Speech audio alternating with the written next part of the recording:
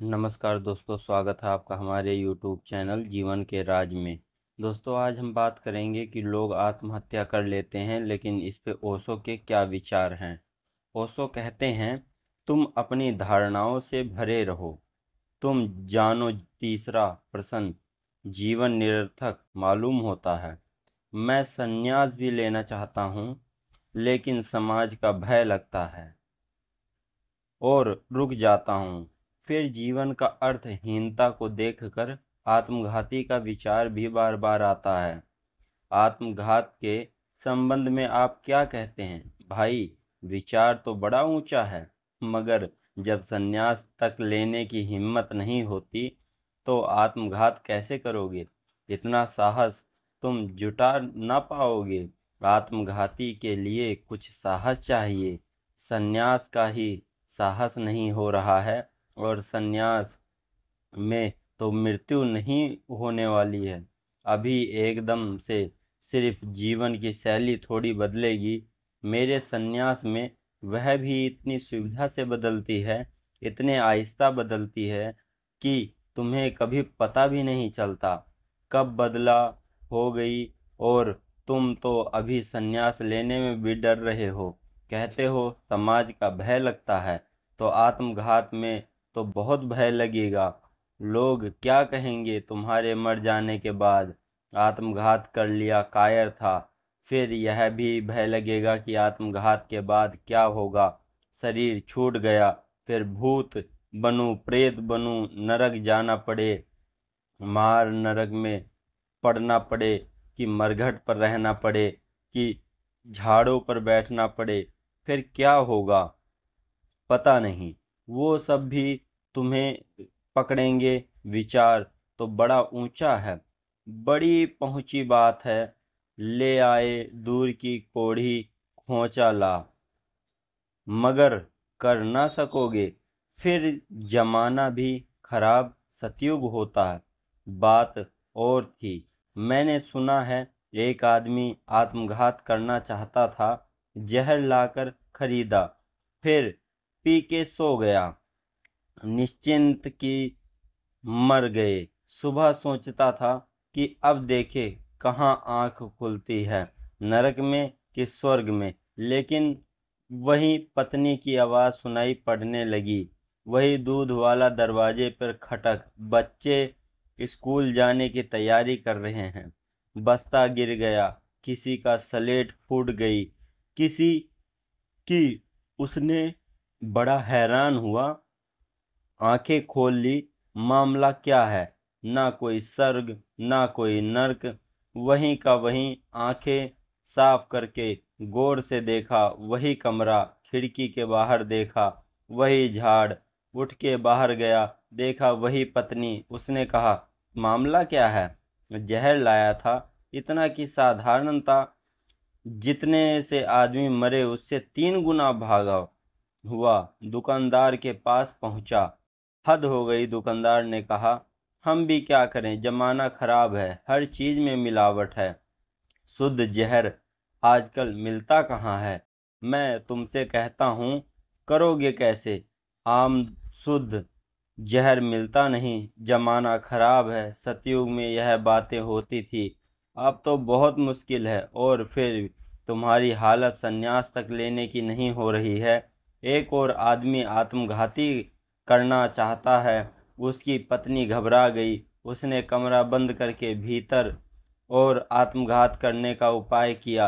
पत्नी पड़ोस के लोगों को बुला लाई। लोगों ने दरवाजा तोड़ा तो देखा एक स्टूल पर चढ़े, मयाल पे रस्सी कमर में बांधे खड़े थे। क्या कर रहे हो? यह आत्मघात कर रहे हो? हमने कभी सुना नहीं कि कमर में रस्सी बांधने से आत्मघात होता है। गले में बांधो अगर आत्मघात करना हो। पहले मैंने गले में बांधी थी, मगर दम घुटता है। उस आदमी ने कहा, हिम्मत तो होनी चाहिए, न गले में बांधो तो दम घुटेगा, वो कमर में बांध के रस्सी आत्मघात कर रहे हो। एक सज्जन और आत्मघात करने की रेल की पटरी पर गए, साथ में टिफिन भी ले गए। एक चरवाहा वहां अपनी गाय चला रहा था। उसने पूछा, आप यहाँ से लेटे लेटे क्या कर रहे हो? आघात करने की तैयारी कर रहा हूँ। पटरी पर लेटे टिफिन अपने बगल में रखे अखबार भी पढ़ रहे हैं। टिफिन किस लिए लाए हो? उन्होंने कहा, गाड़ियाँ का क्या भरोसा, हिंदुस्तानी गाड़ी है, आए ना आए, कितनी भी लेट हो, भूख तो लगती है, भूखे थोड़ी ना मरना है। क्या तो टिफिन लेकर आए हो? तुमसे ना हो सकेगा, पहले सन्यास की तो हिम्मत करो। असली आत्मघाती शरीर के बदलने से कुछ भी तो नहीं बदलेगा। फिर पैदा होंगे, फिर गर्भ होगा, फिर यही यात्रा शुरू हो जाएगी। असली आत्मघात संन्यास से ही घटता है। असली क्योंकि अहंकार मर जाता है। असली क्योंकि जीने की आकांक्षा समाप्त हो जाती है। असली क्योंकि फिर जन्म नहीं लेना पड़ता। ऐसी मृत्यु मरो कि फिर जन्म न लेना पड़े। वही तो धर्म का अर्थ है। ऐसी मरण की प्रक्रिया के फिर दोबारा जन्म ना हो। तुम सोचो कि चलो यह लोग चूक गए, कोई कमर में बांध के खड़ा हो गया, किसी को जहर नकली मिल गया, किसी की ट्रेन लेट हो गई, हम सब उपाय कर लेंगे। ऐसे सब उपाय मुल्ला नसरुद्दीन ने एक बार किए। पिस्तौल खरीद लाया, एक कनस्तर में मिट्टी का तेल भर के लिया, एक रस्सी ली, नदी के किनारे पहुंचा, एक लेके चढ़ गया, एक वृक्ष की रस्सी बांधी, रस्सी को गले में बांधा, सब उपाय किए थे उसने ताकि कि कोई तरह का चूक न हो। अगर एक उपाय चूक जाए तो दूसरा उपाय काम में आए। फिर गले में रस्सी बांध के शरीर पर मिट्टी का तेल उड़ेल लिया, फिर आग लगाई और झूल गया पहाड़ी से कि अगर किसी तरह गिर भी जाए तो गहरी नदी में वो मर जाएगा। और पिस्तौल भी हाथ में रखे पिस्तौल चलाई, सिर में मारी झूलते हुए, मगर सब पिस्तौल की रस्सी में जो बंधी थी सुधारम से पानी में गिर गया। पानी में गिर तो गया, आग बुझ गई। अब जब शाम को घर लौट के आया तो लोगों ने पूछा, मामला क्या है? उसने कहा, सब गड़बड़ हो गई। अगर तैरना ना आता तो आज मैं मर ही गया होता। तुम इतनी इन झंझटों में ना पड़ो। सुगम उपाय आत्महत्या का मैं तुम्हें बताता हूँ।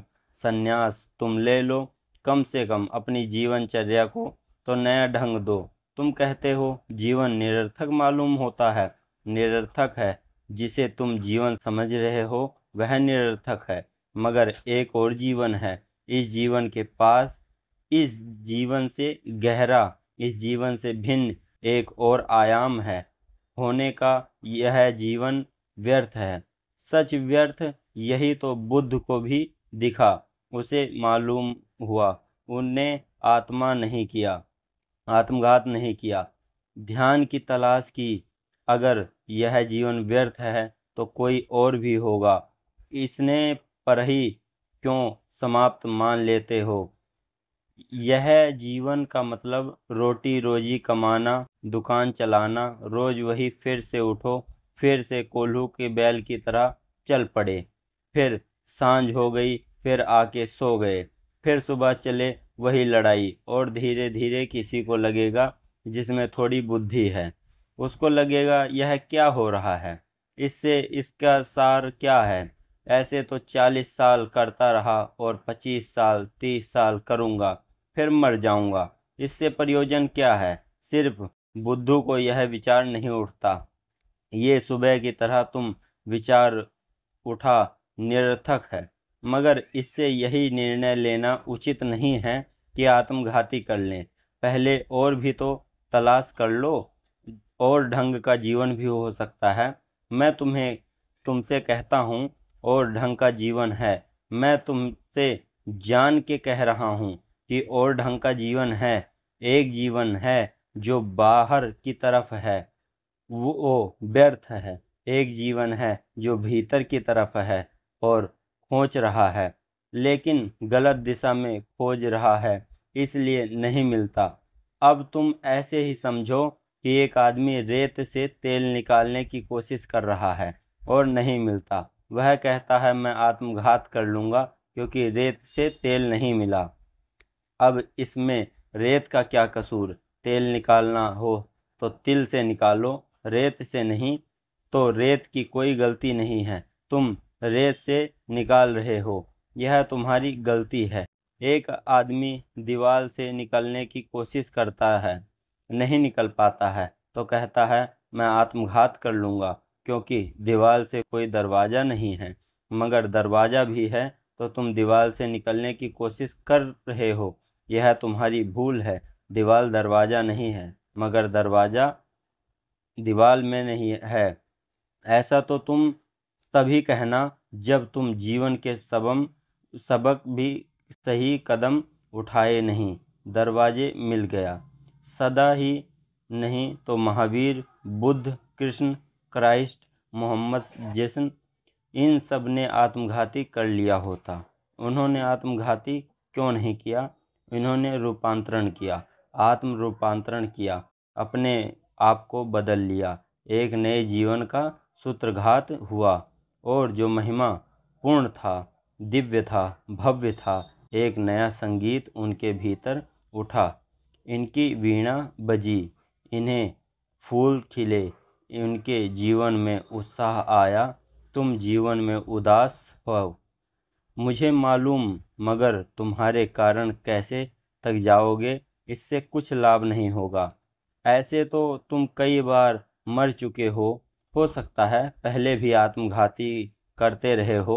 शायद इसलिए ख्याल आता है, पुरानी आदत हो, लत लग गई हो, फिर उस तरह का कर लोगे, इससे कुछ भी नहीं होगा। अब इस बार जीवन का ठीक ठीक उपयोग कर लो। इस जीवन में बड़ा सौंदर्य छिपा है, मगर खोजने वाला चाहिए। इस जीवन में बड़ी संपदा है, ऐसी संपदा जो कभी नहीं झुकती, सनातन संपदा है, मगर ठीक दिशा में खुदाई करनी चाहिए। कभी कभी ऐसा हो जाता है कि दिशा गलत होती है, और कभी कभी तो ऐसा होता है कि दिशा ठीक भी होती है, तो तुम खोदते नहीं हो। सारी दुनिया को कोलोरेडो की तरफ भागने की लगी, सारा अमेरिका कोलोरेडो की तरफ भागने लगा। सोना जगह जगह था, खेतों में पड़ा था, जहाँ खोद लिया वहीं मिल रहा था। जो गया वही धनपति हो गया। एक आदमी के पास काफी संपत्ति थी, कोई 1 करोड़ रुपए था। उसने सब संपत्ति बेच के एक छोटा सा मोटा सा क्या करना, सब संपत्ति बेच के पूरा पहाड़ खरीद लिया, इसी आशा में कि अब तो धनी धन हो जाएगा। लेकिन संयोग की बात है, पहाड़ बिल्कुल सोने से खाली था। बड़ी खुदाई की, वहाँ खोदा, यहाँ खोदा, थकने लगा, घबराने लगा। खोज करने वालों ने कहा, लेकिन गहरे में पहाड़ में नीचे दबा है। तो उसने बड़े यंत्र और कुछ आसपास घर का मकान जो था सब बेच दिया, और बड़े यंत्र लाया, पहाड़ पर बड़ी गहरी खुदाई की, लेकिन आखिर थक गया। सोना ना मिला, सुना मिला। उसने अखबारों में विज्ञापन दिया कि मैं पूरा पहाड़ खोदने के सारे यंत्रों के साथ बेचना चाहता हूँ। उसके मित्रों ने कहा, कौन खरीदेगा? अब तुम बेकार विज्ञापन में पैसा खराब मत करो। तुम्हारी खबर तो सारी अमेरिका में पहुंच गई है, सबको पता हो गया है कि तुम्हारे पहाड़ पर कुछ भी नहीं मिला है, सब तुमने गंवा दिया है। इसके पीछे अब कौन पागल गंवाएगा? उसने कहा, मैं और एक अकेला पागल थोड़ी हूँ। इतने बड़े मुल्क में कोई एक और आधा आदमी पागल होगा जो बर्बाद हो गया हो या होना चाहता हो। तुम देखते नहीं। उसने कहा, जहाँ तक उसने खोदा वहाँ तक सोना नहीं है, ठीक है, लेकिन खुदाई तो आगे भी हो सकती है ना। एक कोशिश और कर ली जाए। तुम जान के हैरान हो जाओगे कि सिर्फ एक हाथ की खुदाई करने पर दुनिया की सबसे बड़ी खदान मिली। सिर्फ एक हाथ और खुदाई करने की बात थी।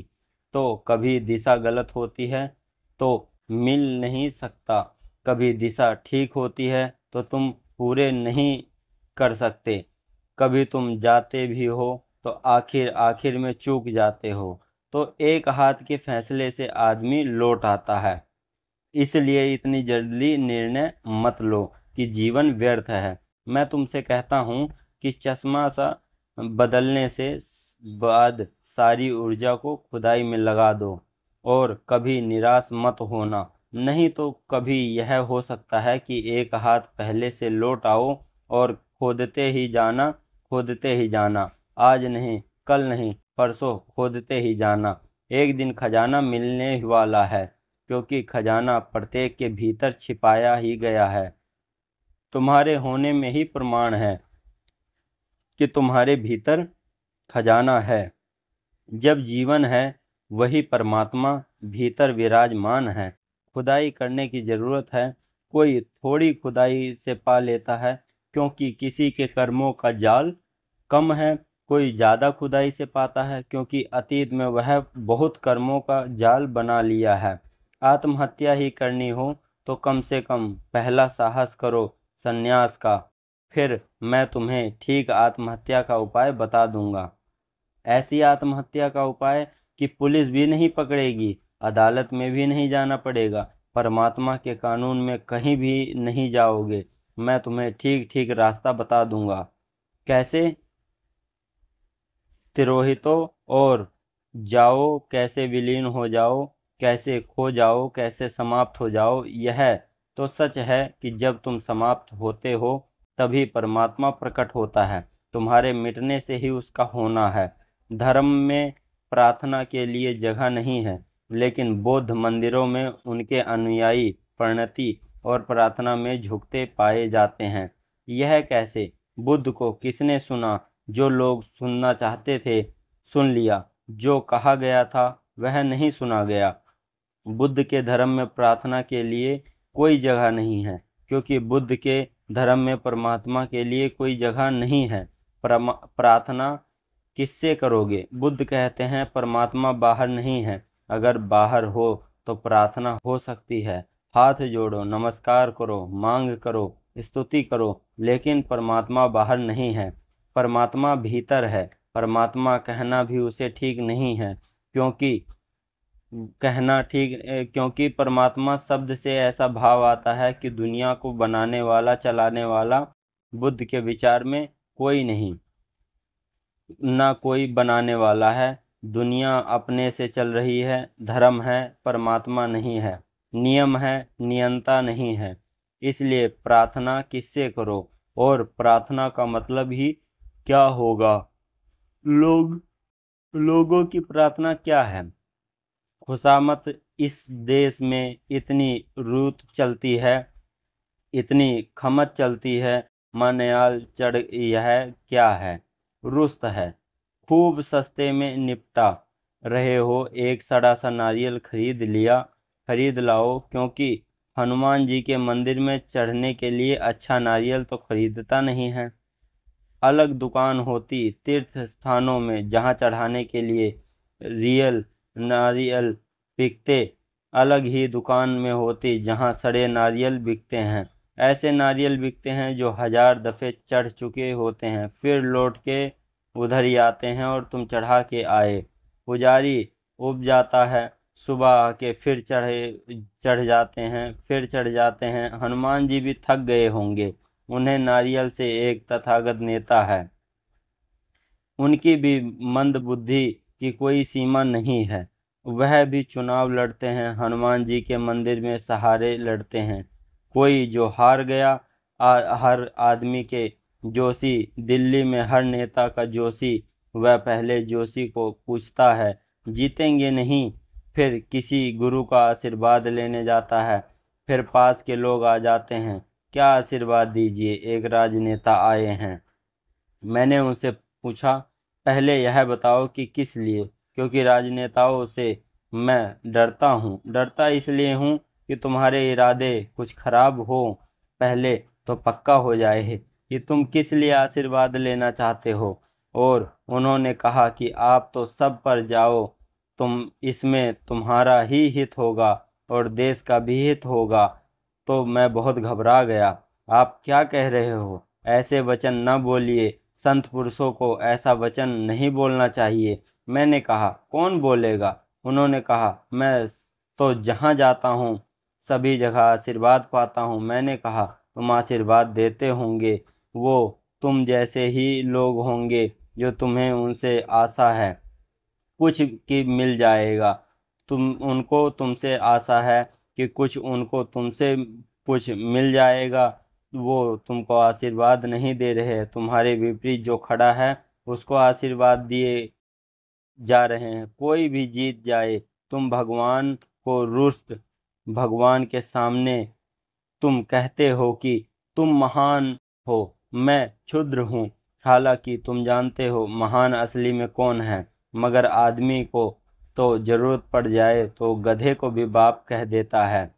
ये तो परमात्मा है। अब इनसे कोई जरूरत पड़ी तो कहनी पड़ेगा ही।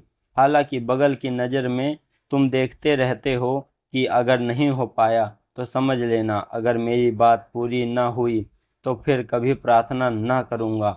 बुद्ध ने कहा, न कोई परमात्मा है। बुद्ध तुम्हारी रिश्वत की धारणा को तोड़ देना चाहते थे।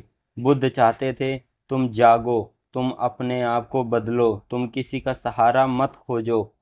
वहाँ कौन है सहारा देने वाला? बनाई हुई मूर्तियों को प्रतिष्ठित किया तुमने। इनका अर्थ ही है कि अगर परमात्मा है तो सारे तुम्हारे चैतन्य में छिपा है। वो तुम्हारे चैतन्य की श्वास अपने चैतन्य को निखोर और परमात्मा प्रकट हो जाएगा। प्रार्थना से नहीं, ध्यान से प्रकट होगा। प्रार्थना से दूसरों, ध्यान में कोई दूसरा, तुम अपने भीतर उतरते हो, अपने को निखारते, साफ करते हो, पहुंचाते हो। धीरे धीरे जब विचार झड़ जाते हैं, वासना गिर जाती है, तब तुम्हारे भीतर वह ज्योति, वह वचन में प्रकट होती है।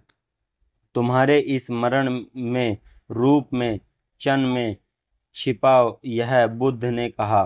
प्रार्थना से नहीं होगा, ध्यान से होगा। लेकिन जैसा मैंने तुमसे पहले कहा, सुनता कौन है? बुद्ध की लोगों ने कि चलो कोई परमात्मा नहीं है, चलेगा, आप ही परमात्मा हो, हम आपके चरणों में झुकते हैं, आपकी ही प्रार्थना करेंगे। बुद्ध ने घोषणा की कि परमात्मा नहीं है, ताकि तुम समझ जाओ कि तुम भी परमात्मा हो। एक बहुत प्रसिद्ध वचन है बुद्ध का कि जब तक ईश्वर है तब तक आदमी स्वतंत्र न हो सकेगा। इसलिए ये निर्णय का ईश्वर मर गया है, इससे आदमी स्वतंत्र हुआ। लेकिन ऐसा नहीं लगता कि सिर्फ विक्षिप्त हुआ।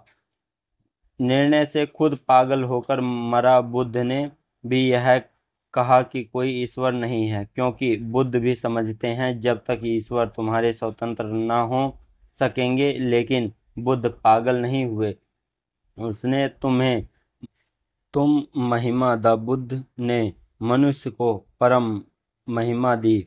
बुद्ध की धारणा को चंडीदास ने अपने एक वचन में प्रकट किया है।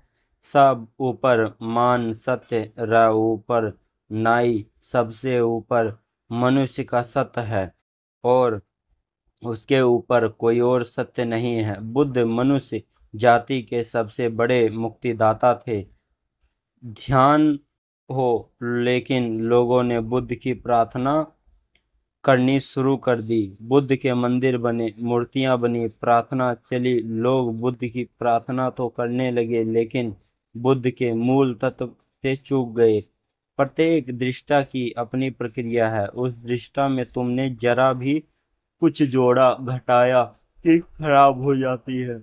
हम जोड़ते घटाते, हम अपने मन को बीच में ले आते हैं, हम अपनी वासनाओं को बीच में ले आते हैं और हम रंग डालते हैं, चीज़ों को अपने रंग से रंग देते हैं। तब बड़ा कठिन हो जाता है बुद्ध को समझना, क्योंकि बुद्ध ने इतनी ऊंची उड़ान ली कि समझना बहुत कठिन हो जाता है। बुद्ध कहते हैं कि प्रार्थना की कोई ज़रूरत नहीं, लेकिन झुकने का भाव कीमती है।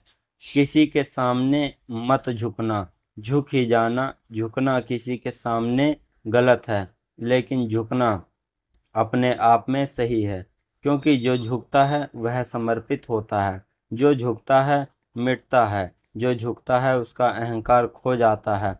अगर मूर्ति हो तो परमात्मा हो तो झुका जा सकता है।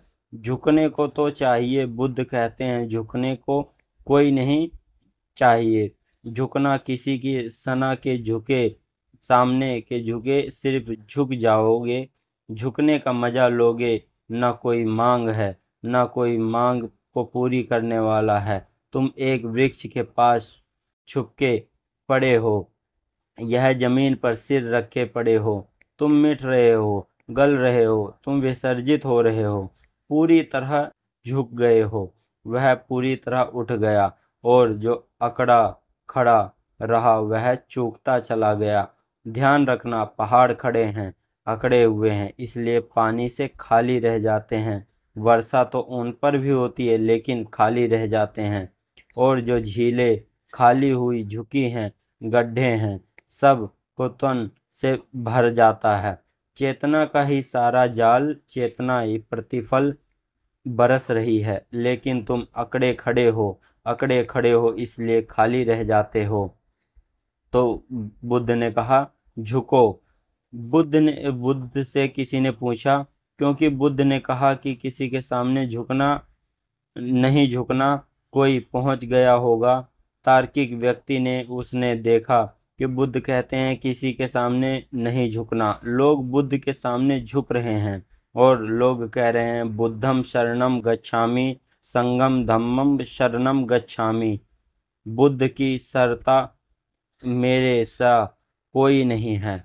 झुक रहा है, लोग झुक रहे हैं। अभी लोग इतने कुशल नहीं हैं हो पाए कि इसलिए मेरा सहारा लेकर झुक रहे हैं, मगर मेरे सामने नहीं कह रहे हैं। जैसे छोटे बच्चे को हम पढ़ाते हैं तो कहते हैं गा से गणेश, का पुराना जमाने में कहते थे गा से गधा, और उसको गधा या गणेश से जोड़ना पड़ता था, गा को नहीं। तो बच्चे को गा समझ में नहीं आता था, गणेश जी की मूर्ति दिख जाती थी तो समझ आता था कि ठीक है गणेश का। फिर जिंदगी भर थोड़ी गा से गणेश, अब जब भी गा तभी पढ़ना पड़ेगा गणेश, तो फिर पढ़ने मुश्किल हो जाए। फिर तो गा से गणेश का और गा भी छूट जाते हैं, फिर गा ही शुद्ध रह जाता है। तो बुद्ध ने कहा, जैसे छोटे बच्चों को चित्र का सहारा लेकर समझाते हैं, ऐसा या अभी छोटे बच्चों में तो सिर्फ गा से गणेश का जल्दी ही प्रलय हो जाता है, फिर मेरी जरूरत ना होगी, फिर मेरे बिना सहारे के झुक जाएंगे। जैसे माँ बच्चे को चलाती है हाथ पकड़कर, फिर जब बच्चा चलने लग जाता है तो हाथ अलग कर लेती है, ऐसे सद्गुरु चलाता है।